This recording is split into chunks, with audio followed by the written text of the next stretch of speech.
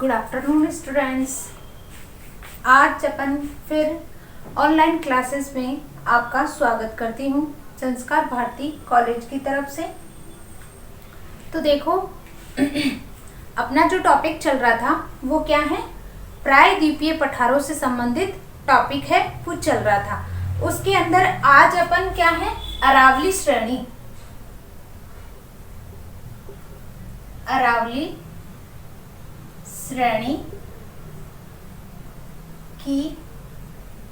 श्रेणी के बारे में पढ़ेंगे या अरावली की चर्चा करेंगे। ठीक है, अरावली श्रेणी की चर्चा करेंगे। तो अपना जो पिछला टॉपिक है वो थोड़ा सा समझा देती हूँ जिससे आप लोगों को ये वाला है टॉपिक है वो समझ में आ जाए। देखो मैं समझा रही थी आपको पश्चिमी और पूर्वी घाट। पश्चिमी और पूर्वी जो घाट है वो इस रूप में, यानी कि मैंने कहा था कि यहां से तो ताप्ती नदी से लेकर केरल तक आपका क्या है, पश्चिमी घाट है।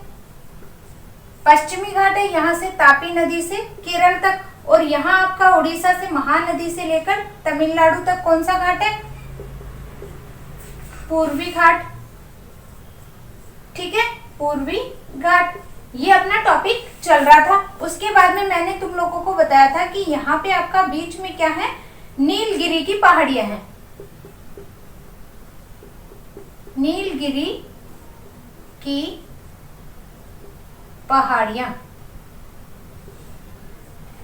ठीक है, नीलगिरी की पहाड़ियां। नीलगिरी की पहाड़ियों में सबसे ऊंची चोटी है, मैंने बताया था डोडा बेटा। इसकी जो नीलगिरी की सबसे ऊंची जो पहाड़ी है वो क्या है, डोडा बेटा है।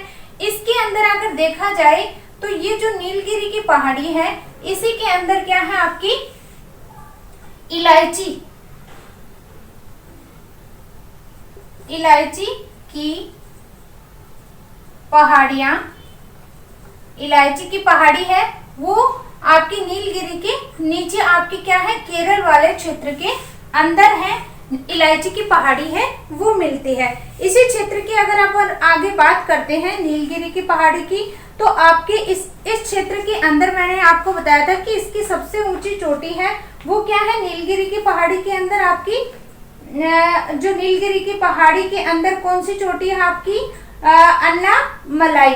ठीक है, अन्नामलाई पहाड़ी है वो भी आपकी इस क्षेत्र के अंदर मिलती है, दक्षिणी भाग के अंदर। और इसी क्षेत्र के अंदर यहाँ पे आपकी पलानी की पहाड़ियां मिलती हैं जो कहाँ पे है, तमिलनाडु वाले क्षेत्र के अंदर। और इस क्षेत्र के अंदर आपका क्या है, दक्षिणी भाग के अंदर आपकी एक जो सबसे ऊंची चोटी है अन्नाईमुड़ी, जो दक्षिणी क्षेत्र की है। अन्नाईमुड़ी सबसे ऊंची चोटी है, ये जो आपके नीचे वाला पार्ट है यहाँ पे अन्नाईमुड़ी सबसे ऊंची चोटी है वो दक्षिणी भारत की।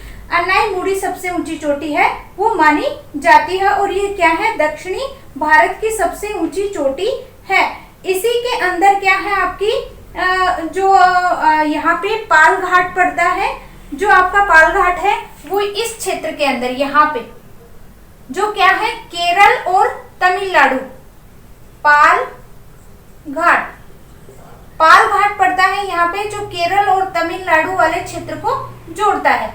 पाल घाट केरल व तमिलनाडु। ठीक है, एक और है इसके अंदर आपका सेनकोट गैप, जो आपके कहाँ पे है, केरल और तमिलनाडु वाले क्षेत्र के अंदर एक छोटा सा गैप है, सेनकोट। यानी कि यहाँ पे आपका केरल और तमिलनाडु, ये आपका केरल और तमिलनाडु वाला क्षेत्र है, यहाँ पे एक छोटा सा गैप है, इसे कहा जाता है सेनकोट गैप। ठीक है, इस तरीके से इस क्षेत्र के अंदर क्या है, नीलगिरी की पहाड़ियां हैं। नीलगिरी की पहाड़ियों के अंदर क्या है, इलायची की पहाड़ी। और इसी क्षेत्र के अंदर अगर आपका न्यू टाइप का क्वेश्चन बनता है कि दक्षिण भारत की सबसे ऊंची चोटी है वो कौन सी आएगी आपकी? अनाईमुड़ी।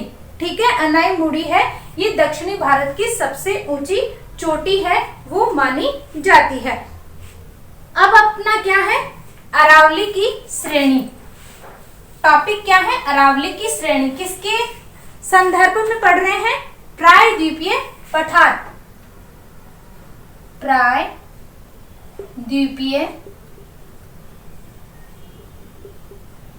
पठारों का जो भाग है वो क्या है? एक आपका अरावली प्रदेश भी माना जाता है। अरावली प्रदेश कैसे? जैसे यहाँ पे मैं मैप बना रही हूँ, इंडिया का मैप।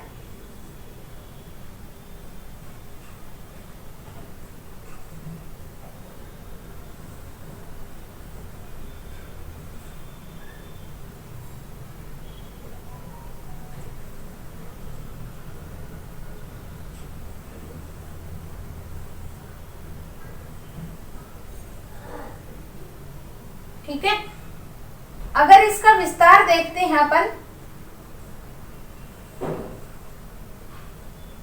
तो इस तरीके से इसका विस्तार है वो फैला हुआ है। ठीक है, दक्षिण के पठार का, दक्षिण के पठार का इस तरीके से ये क्या है? दक्षिण का पठार है, वो कौन से भाग में आता है? दक्षिणी भाग के अंदर आता है। लेकिन अपन क्या पढ़ रहे हैं साथ में? इसका पार्ट है अरावली श्रेणी। तो अरावली श्रेणी के अंदर भी क्या है? दक्षिण के पठार का हिस्सा है वो पाया जाता है या मिलता है। तो दक्षिण के पठार में अरावली श्रेणी की बात करते हैं तो ये क्या है? पालनपुर गुजरात से लेकर दिल्ली तक फैली हुई है। यानी कि ये वाला जो क्षेत्र है आपका पालनपुर, यानी कि अरावली की अगर बात करते हैं, अरावली श्रेणी की अगर बात करते हैं तो इसका विस्तार है वो कहां से कहां तक है?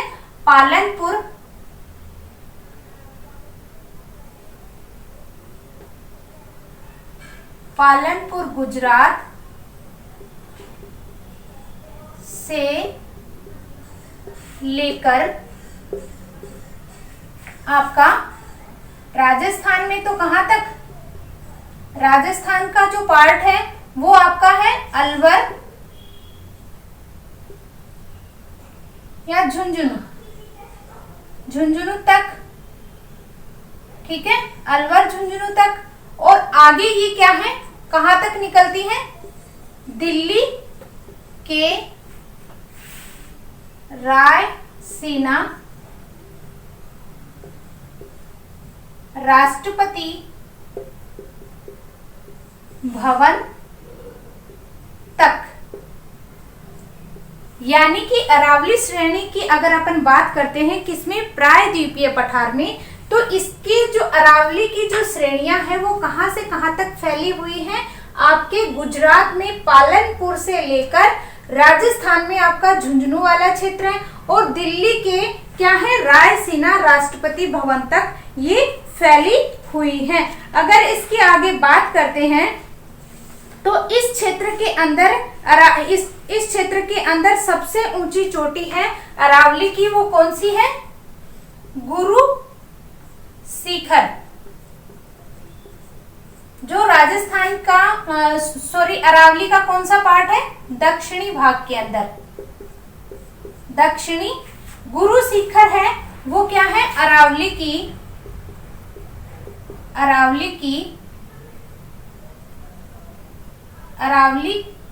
के दक्षिणी भाग में पड़ने वाली सबसे ऊंची चोटी है, जिसकी ऊंचाई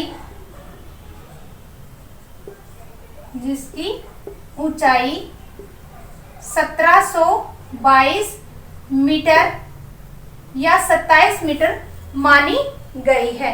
इस इसी क्षेत्र के अंदर आपकी अरावली की जो है ऊंचाई है वो मानी गई है। इस क्षेत्र के अंदर अगर अपन अरावली की बात करते हैं तो आबू की पहाड़ियां है वो भी क्या है, आबू की पहाड़ियां भी सिरोही जिले में, सिरोही जिले में पड़ती हैं। यानी कि अगर इसका विस्तार देखते हैं तो ये आपका क्या है, राजस्थान लगता है। और राजस्थान का ये जो दक्षिणी भाग है यहाँ पे आपका क्या है, सिरोही पड़ता है। और इस सिरोही क्षेत्र के अंदर ही क्या है, दक्षिणी भाग, यानी कि अरावली का ये कौन सा भाग हो गया, दक्षिणी भाग हो गया। यहाँ पे आपका उत्तरी भाग है अरावली का, ये मध्यवर्ती भाग है, ये मध्यवर्ती या मध्य भाग है, और ये आपका दक्षिणी भाग है। तो दक्षिणी भाग के अंदर क्या है, यहाँ पे आपका सिरोही जिला आता है। और इस सिरोही जिले के अंदर क्या है, आपकी सबसे ऊंची चोटी है जिसकी ऊंचाई कितनी है, 1722 मीटर मानी गई है या 1722 मीटर है। और इसी क्षेत्र के अंदर क्या है, आबू की पहाड़ियां हैं वो भी मिलती हैं। और कौन सा जिला पड़ता है इस जिले के अंदर, आपका सिरोही जिले के अंदर आबू की पहाड़ियां हैं वो मिलती हैं। और इस क्षेत्र को क्या कहा जाता है, पूरा कैम्ब्रियन, पूरा कैम्ब्रियन क्षेत्र के अंदर क्या है, एक विशाल मोड़दार पर्वत श्रृंखला है वो बनी हुई है। पूरा इसका जो विकास है वो क्या है, पूरा कैम्ब्रियन,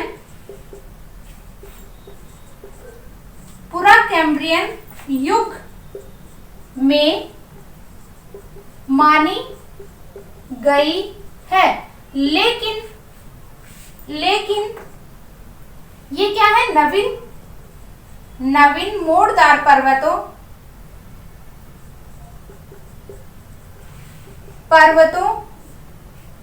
नवीन मोड़दार पर्वतों से निर्मित होने के कारण ये क्या है, वलित पर्वतों के रूप में बची हुई है।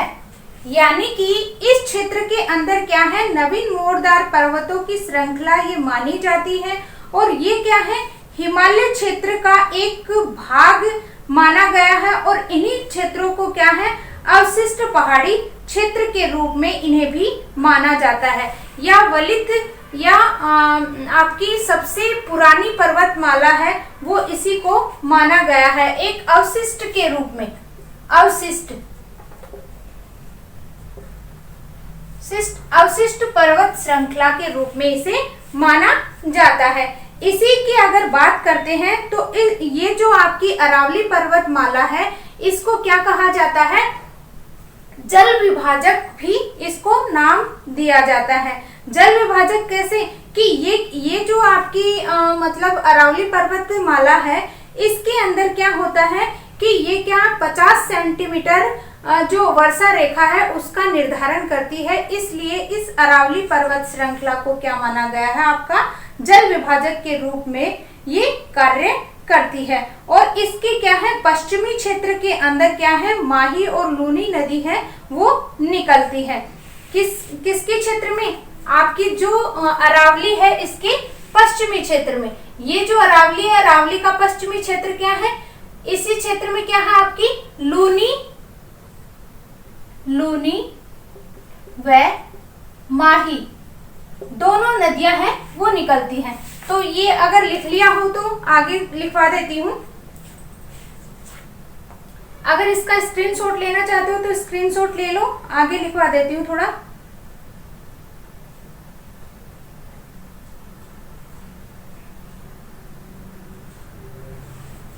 ठीक है, लिख लिया।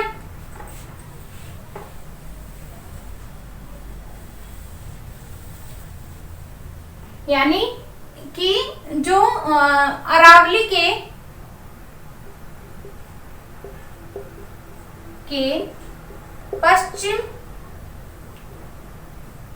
में लूनी व माही नदी निकलती है जो अरब सागर में गिरती है, अरब सागर में गिरती है।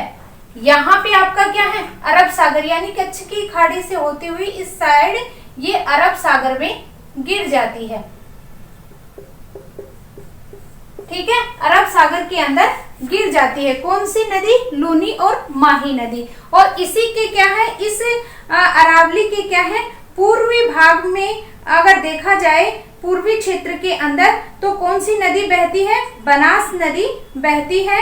और इसी के साथ में आपकी चंबल है, बनास है, ये इन नदियों का क्या पाया जाता है? चंबल, बनास और माही। इस क्षेत्र के अंदर अगर देखा जाए तो यहीं पे इस क्षेत्र के अंदर आपका क्या है, इस क्षेत्र में चंबल और बनास,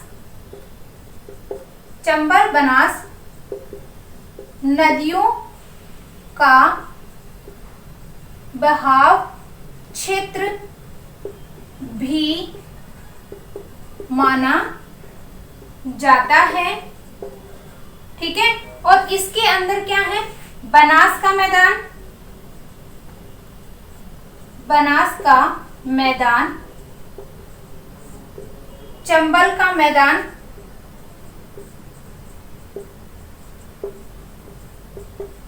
बनास का मैदान, चंबल का मैदान, और क्या है इसी के साथ में क्या है? माही नदी का मैदान भी, माही या छप्पन मैदान,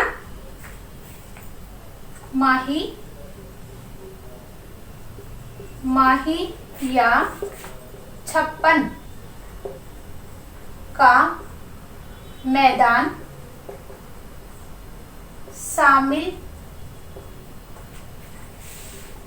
किया जाता है। किसके अंदर? अरावली का जो ये क्षेत्र है, अरावली पर्वत श्रेणी के अंदर क्या है, किस किस को सम्मिलित किया जाता है? बनास का मैदान, चंबल का मैदान, छप्पन या माही का मैदान। छप्पन, ये जो माही है इसको छप्पन का मैदान है क्यों कहा जाता है? क्योंकि ये वाला क्षेत्र है आपका माही वाला क्षेत्र है, इसके अंदर बांसवाड़ा, डूंगरपुर और प्रतापगढ़ वाला क्षेत्र आता है। और इसके अंदर क्या है आपकी 56 नदी नाले का समूह पाया जाता है, इसलिए इसे छप्पन का मैदान है वो भी कहा जाता है। तो ये क्या है आपका अरावली पर्वत श्रेणी की किसके संदर्भ में? प्रायद्वीपीय पठार के संदर्भ में आपकी क्या है, अरावली पर्वतमाला है वो फैली हुई है। ठीक है, अगर ये समझ में आए तो आगे पढ़ाना स्टार्ट करती हूँ। इसका अगर स्क्रीनशॉट लेना चाहते हो तो ले सकते हो। फिर है उसके बाद में आपका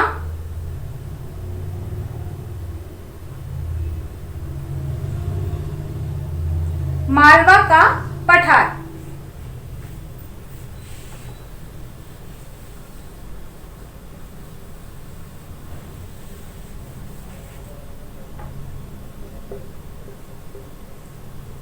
मालवा का पठार, मालवा के पठार की अगर बात करते हैं तो ये क्या है, लावा निर्मित है, लावा निर्मित है क्योंकि इस क्षेत्र में काली व कपासी मिट्टी पाई जाती है। और आपकी जो अरावली है इसके अंदर आपकी निस, ग्रेनाइट और चूना पत्थर की चट्टानें हैं वो मिलती हैं। वो पीछे वाली एक लाइन जो बची हो तो वहां पे लिख लेना। मालवा के पठार की अगर बात करते हैं तो ये क्या है, अरावली और विंध्याचल श्रेणियों के मध्य पाया जाता है। कैसे? अरावली, यानी कि यहाँ पे अगर मालवा के पठार की बात करते हैं तो ऊपर की साइड में तो आपका क्या है? अरावली, और यहाँ पे ये क्या है? आपका मालवा का पठार है। तो ये जो मालवा का पठार है ये क्या है? मध्य प्रदेश वाले क्षेत्र के अंदर पाया जाता है। तो अरावली की अगर बात करते हैं तो आपकी मालवा के पठार की अगर बात करते हैं तो उत्तर की साइड में तो आपकी क्या है? अरावली पर्वतमाला, और बीच में आपका क्या है? ये विंध्याचल पर्वत श्रेणी है वो पाई जाती है। तो इस क्षेत्र में अगर अपन लिखना स्टार्ट करते हैं तो ये क्या है? अरावली और विंध्य श्रेणियों के मध्य पाया जाता है। मालवा का पठार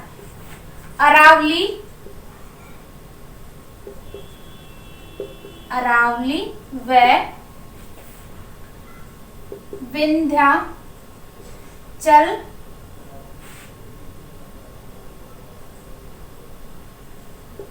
विंध्याचल श्रेणियों के मध्य पाया जाता है। ठीक है, इसी के साथ क्या है? आपका मालवा के पठार में क्या है? आपकी काली मिट्टी पाई जाती है, और काली मिट्टी पाए जाने के कारण यहाँ पे जो कृषि कार्य किया जाता है वो क्या है? आपका जैसे कपास से संबंधित है। और ये जो लावा निर्मित जो मिट्टी है उसका निर्माण है वो किससे हुआ है? लावा का तो तुम लोग समझते हो कि ज्वालामुखी क्षेत्र है, मालवा का पठार है। इस क्षेत्र के अंदर क्या है? ज्वालामुखी क्षेत्र होने के कारण यहाँ पे क्या हो गया था? लावा निर्मित, यानी कि आग्नेय चट्टानें बनी, और आग्नेय चट्टानों के कारण क्या है? लावा तुम्हारी काली मिट्टी का है वो निर्माण होता है। क्योंकि आपका भूकंप वाले क्षेत्र के अंदर क्या है? भूमि के अंदर से जब जो लिक्विड पदार्थ निकलता है मैग्मा, और वो बाहर आकर फैल जाता है तो अपन उसको लावा का नाम दिया जाता है। जब ये लावा क्या हो जाता है? धीरे धीरे ठंडा हो जाता है, और ठंडा ऐसे नहीं है कि 2-4 महीने में, कई सालों लग जाते हैं, और ये क्या होने लग जाती है? फिर ये टूटकर बिखरने लग जाती है। तो इस क्षेत्र के अंदर जो मिट्टी बनती है वो क्या होती है? आपकी लावा निर्मित होने के कारण ये काली कपासी होती है। इस क्षेत्र के अंदर क्या है? आपका काली सिंध, चंबल नदियां हैं वो प्रवाहित होती हैं, और काली सिंध और चंबल नदी है वो किसकी सहयोगी मानी जाती है? यमुना की। तो यमुना इस क्षेत्र में यमुना की सहायक नदी चंबल और काली सिंध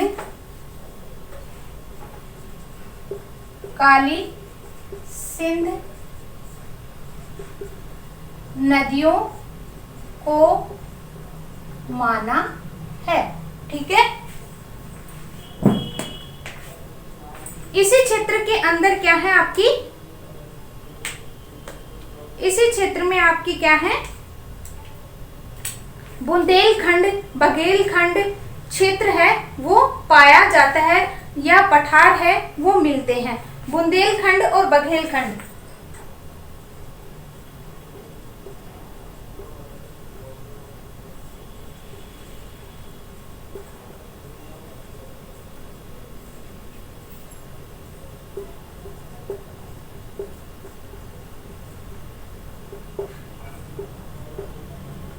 मिलते हैं।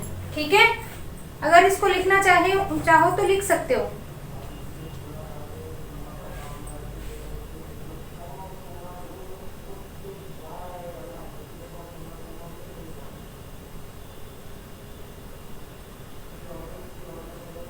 ठीक है, इसी क्षेत्र के अंदर क्या है? आपके बड़े बड़े जो बीहड़ है, इस क्षेत्र के अंदर बड़े बड़े बीहड़ भी मिलते हैं।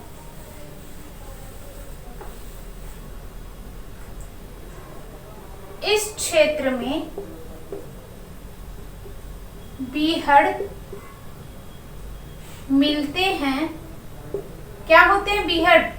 जब चंबल नदी होती है, जब चंबल नदी बहती है तो बहने के कारण बहुत गहरे खड्डे बन जाते हैं और उन गड्ढों को ही क्या कहा जाता है, बीहड़ कहा जाता है। इस क्षेत्र में बीहड़ मिलते हैं जो चंबल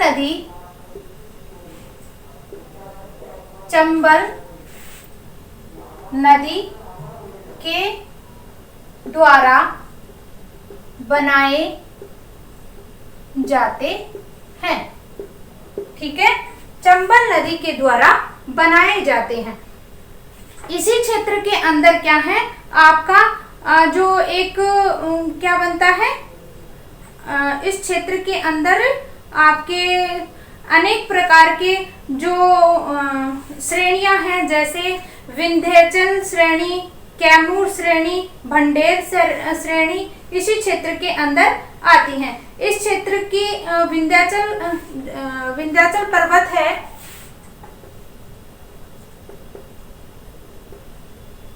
विंध्याचल पर्वत श्रेणी भी इसी क्षेत्र में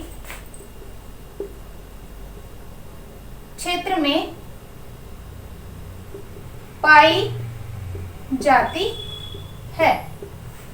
यानी कि अगर इस क्षेत्र की बात करते हैं तो इस क्षेत्र में क्या है, आपकी अनेक प्रकार की जो चोटियां हैं वो मिलती हैं। और इसी क्षेत्र के अंदर ये जो विंध्याचल पर्वत है वो कौन से क्षेत्र में पड़ता है, कौन से राज्य में, मध्य प्रदेश और झारखंड।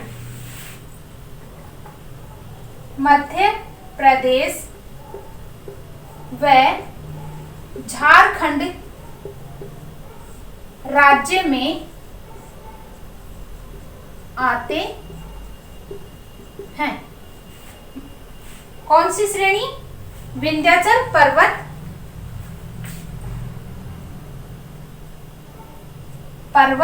श्रेणी। आगे अगर बात करते हैं अपन सतपुड़ा पर्वत की, सतपुड़ा पर्वत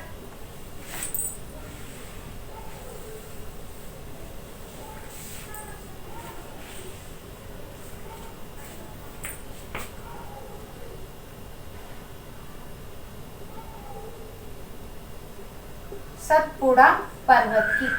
तो सतपुड़ा पर्वत के बारे में अगर अपन पढ़ते हैं तो इस क्षेत्र के अंदर क्या है, आपके दो राज्य हैं वो सम्मिलित किए जाते हैं। एक तो आता है मध्य प्रदेश, दूसरा आता है छत्तीसगढ़। मध्य प्रदेश और छत्तीसगढ़ से मिलकर क्या है, मध्य प्रदेश और छत्तीसगढ़ वाले दोनों क्षेत्रों के अंदर क्या है, आपका सतपुड़ा पर्वत है वो फैला हुआ है। मध्य प्रदेश व छत्तीसगढ़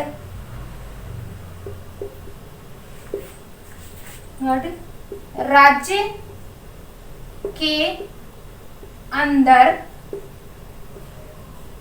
सतपुड़ा पर्वत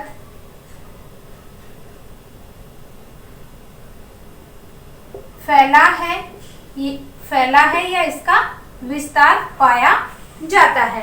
इसी के साथ साथ अगर अपन बात करते हैं तो इसके अंदर क्या है, आपकी 3 चोटियां हैं वो मिलती हैं। पहला है आपका सतपुड़ा पहाड़ियां, दूसरा है आपका महादेव जी की पहाड़ियां और तीसरी है मैकाले की पहाड़ियां। पहली सतपुड़ा यानी कि इस क्षेत्र के अंदर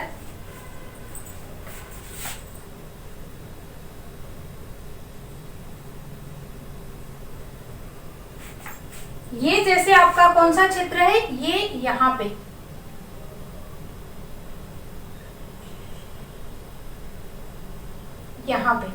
तो ये आपका है सतपुड़ा क्षेत्र,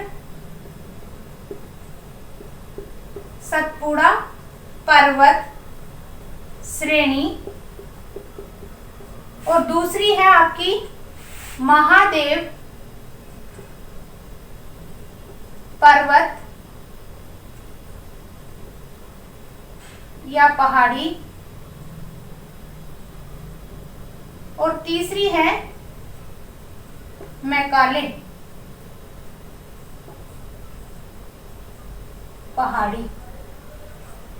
ठीक है, कौन से क्षेत्र में है ये आपका? यहाँ पे आपका मध्य प्रदेश आ जाएगा बीचों बीच, और ये वाला जो क्षेत्र है ये आपका क्या है? छत्तीसगढ़।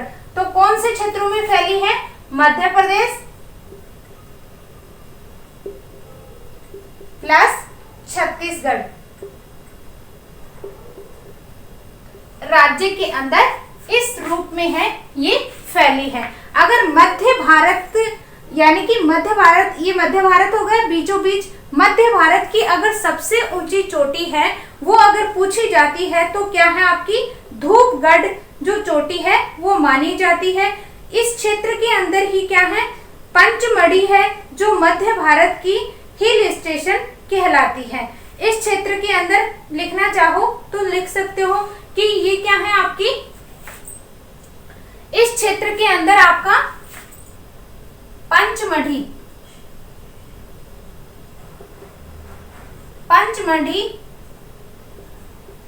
हिल स्टेशन है जो स्वास्थ्य वर्धक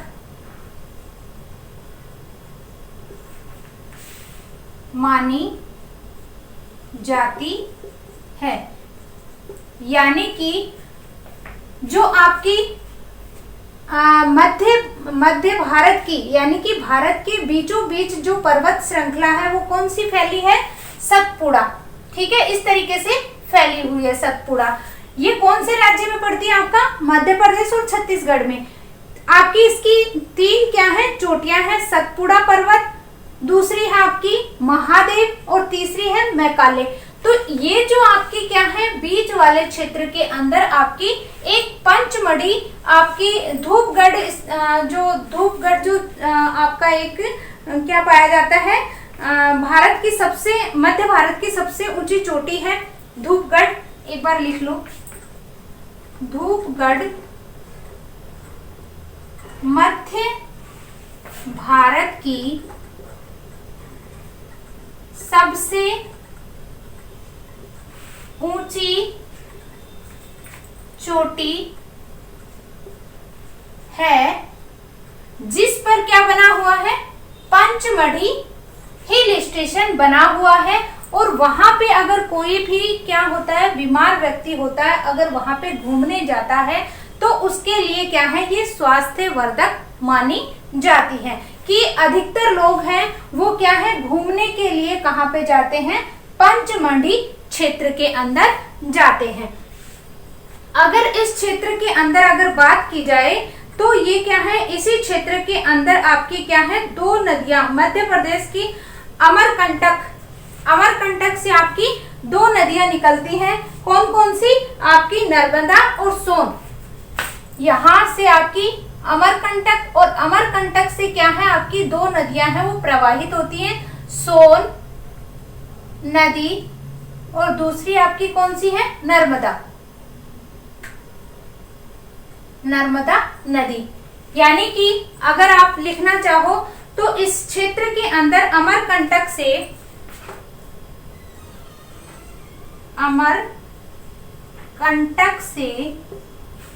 दो नदियां निकलती हैं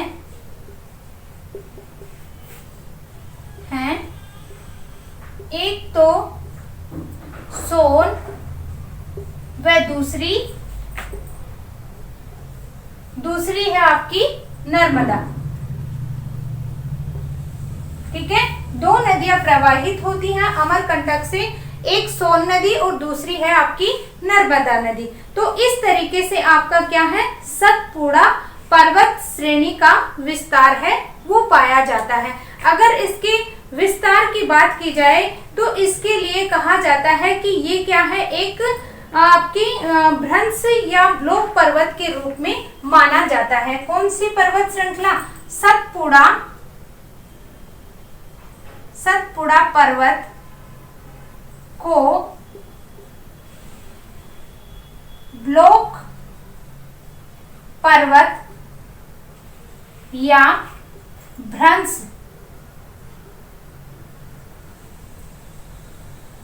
पर्वत भी कहा जाता है।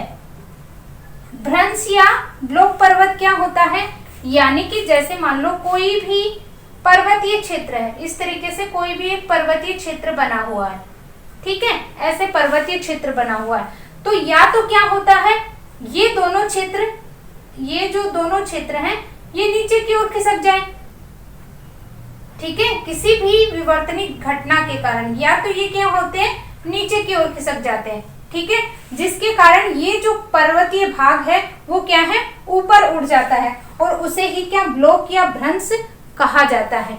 या क्या हो जाता है, ये तो अपने स्थान पे रहते हैं और ये किसी वजह से क्या है, ऊपर उठ जाता है और उसे ही क्या कहा जाता है, भ्रंश या ब्लॉक पर्वत है वो कहा जाता है। इसी के साथ में क्या है आपका दूसरा है विंध्यन पर्वत श्रेणी। विंध्यन पर्वत श्रेणी की अगर बात करते हैं तो आपकी क्या है, मध्य प्रदेश और झारखंड, ये मिटा दो, अगर इसका स्क्रीनशॉट लेना चाहते हो तो ले सकते हो।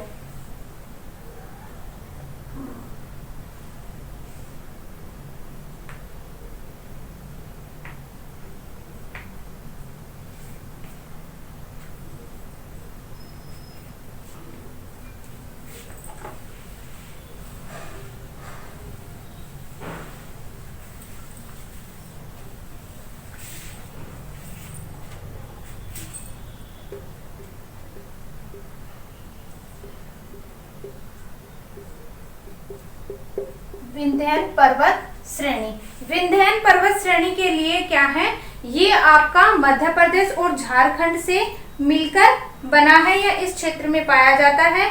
विंध्यन पर्वत आपका क्या है, भारत को दो भागों में विभाजित करता है। विंध्यन पर्वत श्रेणी ये काफी बड़ी मानी जाती है, जो मध्य प्रदेश,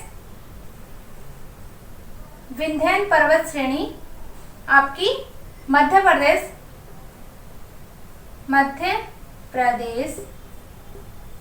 व झारखंड राज्य में फैली हुई है और ये क्या है, पूरब से पश्चिम तक फैली है।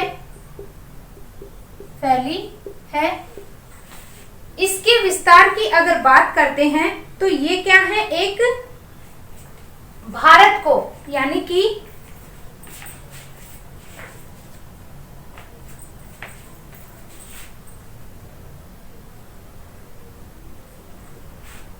इस तरीके से ये फैली हुई है।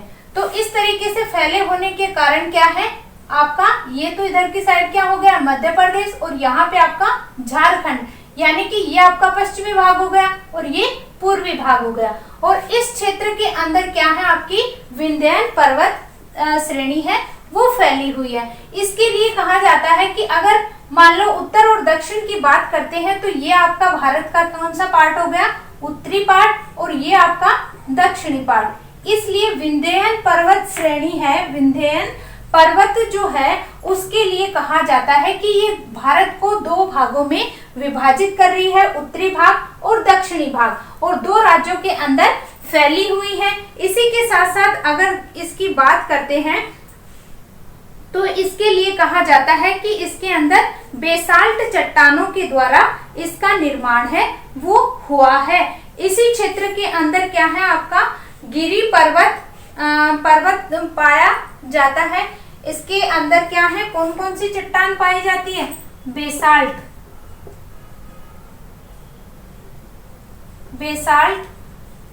चट्टानें मिलती हैं। इसके लिए कहा जाता है, आपकी विंध्यन पर्वत श्रेणी के लिए कहा जाता है कि इसके अंदर क्या है, आपकी कौन कौन सी चोटियां पाई जाती हैं, पार्श्वनाथ की पहाड़ी, मैकाले की पहाड़ी, सॉरी मिकीर की पहाड़ी, और आपका कौन सा, कैमूर की पहाड़ी, कैमूर की पहाड़ी, पार्श्वनाथ की पहाड़ी,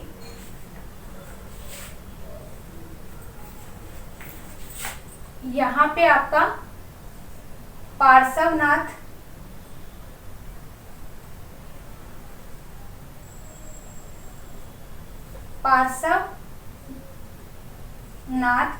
की पहाड़ी, और यहाँ पे आपकी कैमूर की पहाड़ी। इस तरीके से आपके क्या है, विंध्याचल क्षेत्र के अंदर आपकी क्या है, एक तो पार्श्वनाथ की पहाड़ी पाई जाती है। पार्श्वनाथ की पहाड़ी आपकी झारखंड राज्य के अंदर पाई जाती है, और कैमूर की पहाड़ी है वो आपके क्या है, मध्य प्रदेश वाले क्षेत्र के अंदर पाई जाती है। इस क्षेत्र के अंदर लिख सकते हैं जो झारखंड राज्य में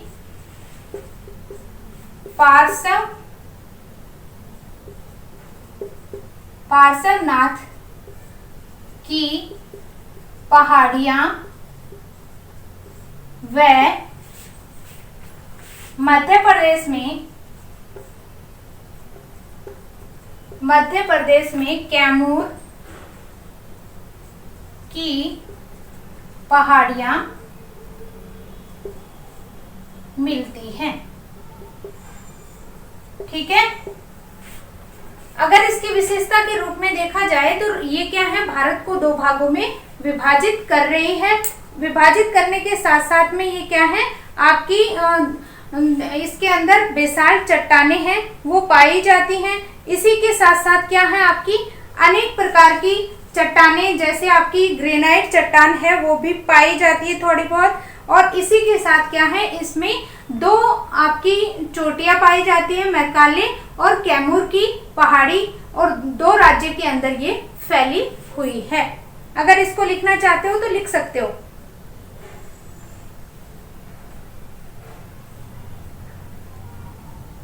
और इसी क्षेत्र के अंदर आपका क्या है, ये गुजरात वाला जो क्षेत्र है, इस गुजरात वाले क्षेत्र में गिर पहाड़ी भी पाई जाती है। गिर पहाड़ी, ठीक है।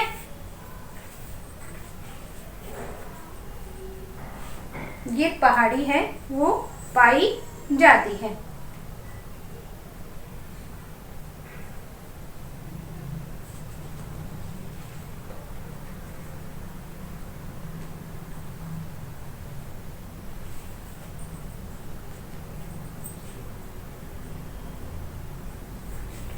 फिर आपका बचता है एक इधर की साइड में, यहाँ पे आपका तेलंगाना का पठार,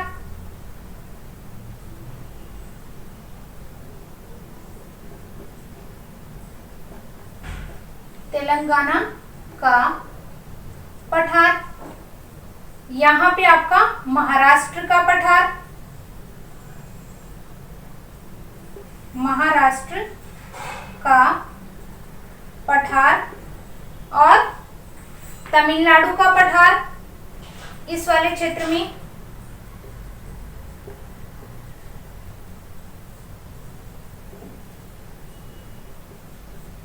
ये आपका किस में आता है, लगभग दक्कन के पठार में आता है। और दक्कन के पठार की अगर बात की जाए तो दक्कन का पठार है वो क्या है, ज्वालामुखी निर्मित पठार है वो माना जाता है। और इन क्षेत्रों के अंदर क्या है, आपकी लगभग कौन सी चट्टानें हैं वो मिलती हैं, आपकी अनेक प्रकार की हैं, वो चट्टानी क्षेत्र है वो पाया जाता है। और इसी क्षेत्र के अंदर आपका छोटा नागपुर का पठार पाया जाता है। छोटा नागपुर के पठार के अंदर आपका झारखंड वाला क्षेत्र आता है। इसके अंदर अनेक प्रकार के खनिज हैं वो मिलते हैं। ऐसे तो इसके अंदर क्या है, झारखंड और पश्चिमी बंगाल। एक और है छोटा नागपुर का पठार जो झारखंड, सॉरी छत्तीसगढ़, छत्तीसगढ़ व पश्चिमी बंगाल में